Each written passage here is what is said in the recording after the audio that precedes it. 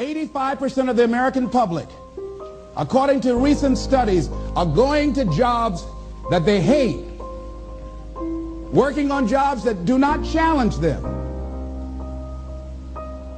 They get sick thinking about going. Because, see, when you go to a job and you already know how far you can go, you can already see that proverbial glass ceiling. See, when you're going someplace and you already know how much you're going to make, you already know how far you can go, you're in a dead-end position. It erodes your self-esteem. It lowers your sense of yourself. It creates an inner turmoil. It creates an emptiness in you.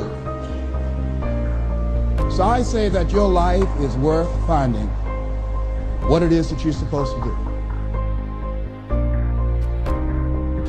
One of the things that we know about life is that it is always changing. Sometimes you're up, sometimes you're down. Sometimes things go real well, and sometimes they don't.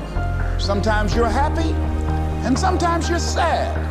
Now that's that thing called life.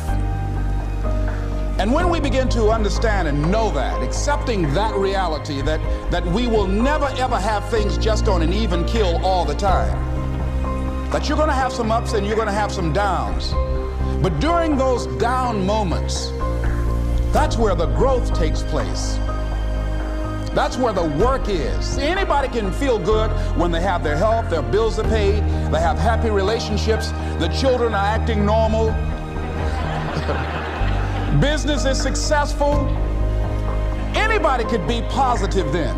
Anybody can have a larger vision then. Anybody can have faith under those kinds of circumstances. Am I correct?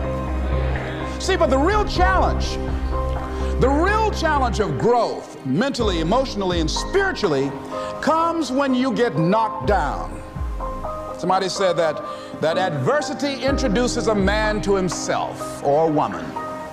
I had a guy say something to me, and I suggest this is one of the first things that you want to do when you're facing a challenge. You want to get unstuck. Evaluate where you are. Look at it. Assess yourself. Assess yourself and assess the situation. What brought you there? What role did you play? Earl Nightingale had a saying I like. He said, all of us are self-made, but only the successful will admit it.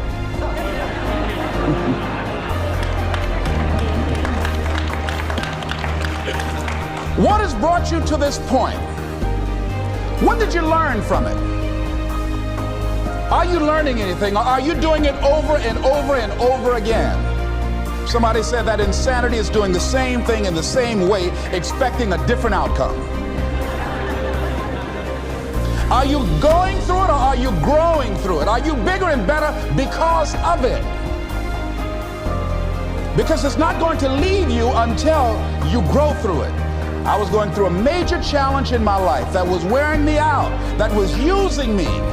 And one of my students told me in a class that I was teaching, Lessons in Truth, she said, Les, until you handle it with grace, it will stay in your face.